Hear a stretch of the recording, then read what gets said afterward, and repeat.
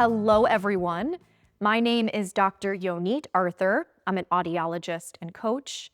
You're on the Steady Coach. Today, I'm going to be giving you another recovery method tier list for recovery from neural circuit symptoms, specifically dizziness, visual symptoms, and other dizziness-related symptoms, but probably also useful for those of you who have other non-dizziness or visual symptoms like ear-related symptoms, pain, or really any other kind of neural circuit symptom. This is actually a follow-up video. You should definitely check out my first tier list as I reviewed some of the most common methods. And today we're going to be looking at some of the less common methods, but still ones that I frequently get asked about. So let's dive in. Recovery methods for chronic symptoms. Quick thing I want to mention, this is just my opinion based on my own experiences with many clients and interacting with all of you here on YouTube and through many other means. This does not mean that a specific method has not worked for you or someone else. If there's something here that I give a relatively low rating and it's worked for you, you do you. The whole theme of my channel is you figuring out what works for you and helps your nervous system feel safe. So again, I want to give you my educated ideas on what these methods are worth, but you will ultimately need to figure out for yourself what is appropriate for you. All right, let's go. First up is Neuroplasticity Programs, and these are generally structured online courses that basically are supposed to teach you how to recover from whatever your symptoms are. And I want to acknowledge Neuroplasticity Programs for the fact that, yes, they do acknowledge that you can get better from symptoms, which is super important. And they also give structure for those of you who feel like you need structure. Many neuroplasticity programs have some major flaws. They tend to gatekeep and imply that there's some secret method that they have that you can't get anywhere else, which is simply not true. All of this information is available for free, especially on YouTube nowadays. But also, many of the programs that I've seen, they tend to have you try to manifest positivity and override your actual feelings. For example, one person told me that she had been told anytime she experienced a symptom, to immediately try to replace it with a positive feeling. In my opinion, this overrides the entire reason why people have neural circuit symptoms. If you have a symptom, it's an important signal. It's one you should listen to. That doesn't mean you should drown in it and spiral and only think about symptoms. But noticing symptoms, responding to them in a particular way, honoring them, and asking more questions about why they're here is a really good idea. Also, many of you got here because you had a pattern or a habit of repressing unpleasant or unwanted feelings. Programs that teach you to do that even more are not going to solve the problem for you. So neuroplasticity programs in general, I'm going to give an average of a C rating, but there are some programs out there that are probably much more useful and don't do the things that I mentioned. If you're thinking about purchasing one, please see the video in the video description here. I have an in-depth video on my views on neuroplasticity programs and the pluses and minuses. Upper cervical chiropractic care. I did mention chiropractic care in the first video, and I lumped it in with acupuncture, which wasn't entirely fair, and I recognize that. But I want to speak to upper cervical chiropractic care specifically because it comes up so often that you all have neck symptoms. That is because the vestibular system, or your balance and orientation system, has direct connections to your neck. They provide information to each other. When you're not stable, it is very, very common for you also to have neck tightness. And what will often happen is people will blame the neck tightness for their dizziness. Cause and effect start to get a little blurry when both of those things are happening at the same time. There's also some research out there implicating upper cervical or upper neck issues with MdDS specifically. And what I think is actually happening in most cases is when people do enough investigation, they often will find normal abnormalities that the person has existed with for their entire life. And that's not really the cause of chronic symptoms, but rather just something that we found that is implicated in the chronic symptoms, meaning it might be related in some way, they're interacting in some way, but it's not the actual root problem of the chronic symptoms. The vast majority of the people that I've seen go down the upper cervical chiropractic care route emerge with their wallets lighter and with their symptoms still intact. For this reason, for most of you, I give upper cervical chiropractic care a C tier rating. That being said, there may be a small proportion of people who truly do have a physical problem that's leading to symptoms, which is why if you've been told this, I always recommend seeing someone else, maybe in a slightly different specialty, for a second opinion. Next, we have pain reprocessing therapy, or PRT. It is one of the most structured means and most evidence-based means of treating chronic pain, and it is extremely effective for chronic dizziness.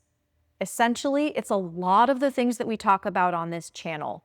It's learning that the symptoms themselves are the result of a brain error, that the brain is plastic and can correct it, that by reacting differently to symptoms, we can reduce that fear cycle that's keeping symptoms going, and that there may be some other signals from other areas of your life that are contributing to how sensitive your system is to danger. In general, pain reprocessing therapy, again, is incredibly helpful. That being said, sometimes I see it being practiced very rigidly, using pain-based language instead of language that makes more sense to people who are dealing with the kinds of symptoms you might have. And also sometimes it's being practiced by people who don't have as much comfort or expertise in working with those other sources of stressors.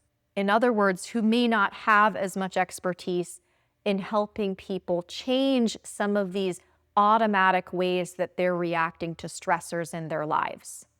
This isn't a flaw of PRT, it's just something for you to be aware of if you're going to look for someone who's certified or has been trained in PRT. I give PRT an A rating for neural circuit symptoms. EFT, or emotional freedom technique, also known as tapping. I know this is all the rage on social media right now. I'm asked about it a lot, and I just want to disclose, of course, I'm not trained in it, so I'm looking at this like an informed layperson, and I'm just giving you my opinion based on what I've seen with my clients. Tapping is merely a tool. It is not a cure. Tapping is a wonderful way for some people to help regulate themselves, to help bring down the nervous system danger signal. This can help other stuff start to come up that you can then address. My problem with techniques like this is I think sometimes based on marketing, they'll overpromise healing. I don't think tapping is going to resolve a neural circuit symptom issue because neural circuit symptoms are complex. They're the result of your nervous system being overly sensitive, but tapping doesn't necessarily get to the reasons why your nervous system is sensitive. So while tapping may help you calm and relate to your nervous system now, it's not necessarily going to lead you to make the kinds of changes that I see people needing to make in how they live their lives for lasting recovery. That's, again, not really a fault of EFT, but something to be aware of when you see the enthusiastic marketing. EFT earns a solid B rating from me. Here's one that may surprise you. I have seen countless people told to eliminate caffeine as though it's the problem that's causing their symptoms. And yes, caffeine can ignite that fight or flight system that is part of why your brain is overreacting to your symptoms. So for some people, reducing caffeine can be helpful. But if you've always tolerated caffeine very well, if it's not making you anxious, having a cup of coffee once or twice a day is completely fine and I've never seen someone resolve neural circuit symptoms by stopping caffeine. Eliminating caffeine gets a D tier rating from me. Now, eliminating alcohol is a little bit different. Alcohol has direct effects on the parts of your brain that deal with mood and regulation. It affects how plastic your brain is and how healthy your body is. Eliminating alcohol is actually probably a very good idea during neural circuit dizziness recovery. I give that a B tier rating. It is not going to cure you. It's not going to solve the problem. But if you're drinking a lot, you want to reconsider that. All right, here's a big one: psychedelic-assisted therapy. I have so much to say about this, and I have an entire video about this topic as well. It's just not one of my most well-known videos. It's from several years ago, but I will put that in the video description. Psychedelic-assisted therapy has the potential to be absolutely life-changing. Psychedelics also are known to increase neuroplasticity, which of course is the foundation for all the things we talk about here. We're trying to change your brain. And if the substances themselves, combined with the right therapeutic or coaching or facilitation approach, work, that is a recipe for improvement in symptoms. Psychedelic-assisted therapy can help relax some of these lifelong patterns that you've had so you can feel and see the truth in your life a little more clearly. But it only works in the context of also doing a lot of inner work. So psychedelic-assisted therapy with a focus on the drug itself, psilocybin, LSD, ketamine, if we're just using the substance to try to reduce symptoms, it gets a C tier rating from me. It is not a breakthrough. It is not life-changing. But when used in the context of doing inner work, carefully and appropriately with a highly trained person who's going to help you gently reveal what needs to come out, and then use the medicine as a way to help facilitate this process, that is an A tier. And full disclosure, here in 2025, I don't think that most therapists or counselors are equipped to help people with this kind of thing. And I think we're still lacking a lot of evidence from research as well as training programs for facilitators. So hopefully in the future, that type of non-medicine focused psychedelic-assisted therapy is going to be a game changer. Prisms and vision therapy.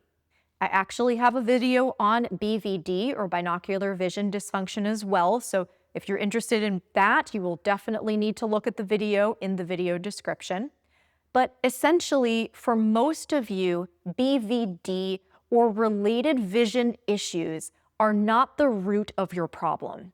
They are either side effects of the problem, they're the result of having some kind of vestibular thing that's going on, or they're a normal abnormality that you've had for many years or your entire life, and your brain is only noticing it because you become visually dominant.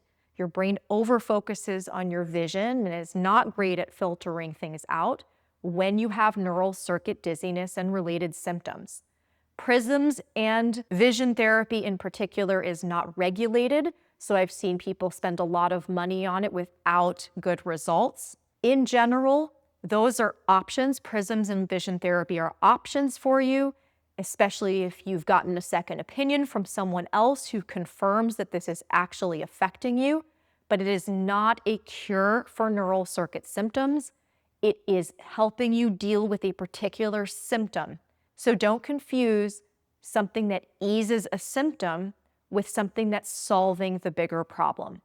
For that reason, I give Prisms and vision therapy somewhere between a C and B tier rating. To be honest, it's probably most often a D, but it can be really helpful for some people, so I don't want to rate it quite that low. Okay, TMS, or transmagnetic stimulation. This is a type of therapy in which magnets are used to stimulate various parts of the brain. And there are some pilot studies showing that this may be quite effective for neural circuit disorders. Similarly to what I said about psychedelic-assisted therapy, there is some evidence that TMS may help the brain rewire. It may turn off parts of the brain that have to do with rigidity and staying stuck in a particular way of viewing or thinking. This can increase the flexibility of the brain and essentially help it loosen and rewire neural circuits that aren't working. That being said, these are very small pilot studies. The results are very mixed. Right now, the only way to really do this is through a research study. And I always get a little bit suspicious of methodologies that focus entirely on a biomedical approach to neural circuit symptoms. I view neural circuit symptoms as a biopsychosocial problem, meaning there are things in your life that were happening, there were ways of relating to yourself that existed that all led to all this happening in the first place. And if we just turn symptoms off with an on and off switch using magnets, using brain stimulation, we're not necessarily addressing the things that were problematic, and that means we don't necessarily have a recipe for lasting recovery. So again, because the evidence is poor right now and we don't know as much as we need to know about it, I'm giving TMS a C-tier rating, but I'm hopeful that I'll be able to give it a higher rating in the future. TDCS, Transcranial Direct Current Stimulation, which is sometimes used for migraine.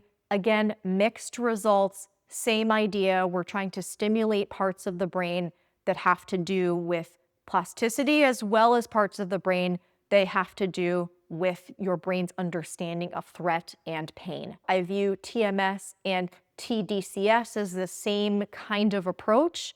We have a toaster that's on fire and there's smoke billowing out of it, and so the fire alarms go off. And TMS and TDCS turn off the fire alarms, which is great, but we still have a toaster that's on fire, so let's address that. Okay, internal family systems, accelerated experiential dynamic psychotherapy, EMDR, eye movement desensitization and reprocessing. Yes, I remembered the acronym. And other types of what I call experiential therapy. I am lumping these together on purpose because I want you to hear this. This is very important. No single one of these methods is superior to the other. They are all different styles, different methods of doing the same thing. That same thing is memory reconsolidation, which is actual neuroplasticity in action. It's changing the way that your brain processes threat and information. All of these methods do this. They just use different ways of packaging it and slightly different protocols, but they're all accomplishing the same thing. And this same thing is one of the keys to recovery from neural circuit dizziness, especially for those of you who have stubborn symptoms.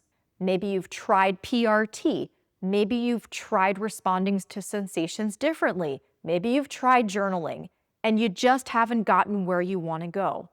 The problem is likely a little bit deeper than that and has to do with longer standing patterns of how your brain understands and responds to all sorts of stressors in your life.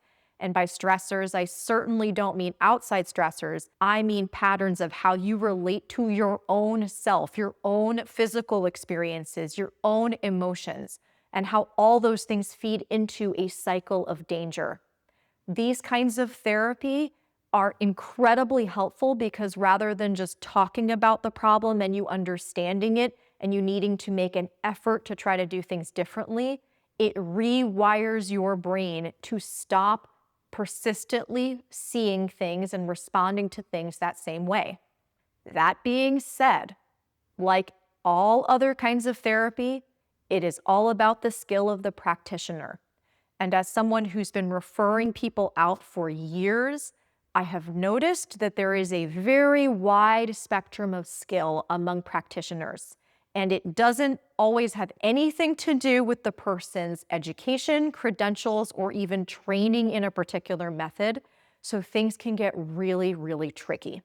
There is an entire video, it's an interview that I did on memory reconsolidation with Tori Olds. It is a fantastic video, and she has an amazing YouTube channel where she goes into a lot of depth on what experiential therapy looks like and should look like. Please watch that interview. I'm going to put that in the video description. You want to work with a therapist who is not just comfortable using these experiential techniques, but is highly skilled in using them to help you change your brain. If you're doing that, these are S tier. If they're just being used maybe by someone slightly less skilled or someone who doesn't understand a neural circuit problem, they're lukewarm. C, maybe. Biofeedback and neurofeedback. These are types of therapy that teach you to notice your own body or brain patterns in response to various stimuli or stressors, and you can actually learn how to control or consciously change these responses with training. There is some evidence, particularly for biofeedback, that they work for chronic pain, and I've heard some anecdotes that are mixed. I've had a client of mine who went through 30 sessions with no change, and what changed him was emotional awareness and expression, like we talked about in the previous tier list. I've had other people say it was actually quite helpful in calming the nervous system and teaching them how to exert control over how they were responding to particular stressors. Given that I've seen such mixed feedback on it, and we really don't have any studies that support this very well for chronic dizziness and other symptoms, I'm going to say it's something that may be worth a try, but probably isn't a cure. And you have to decide if something like neurofeedback, which is quite expensive, is worth the money. So all that weighed together, I'm giving it a C tier rating, but I want to be very respectful to the fact that some of you have found it helpful. Parasympathetic breathing, one of the things I talk about on my channel a lot. You guys probably are familiar with it if you've taken the free course. If you have not, you should definitely take the free course. Go to my website, thesteadycoach.com/free-course. Parasympathetic breathing is free. It is no risk. It is something you have with you all the time. And for those reasons alone, it's going to get a high tier rating. But here's why it's not going to get an S tier. It's going to get kind of a B+ to an A.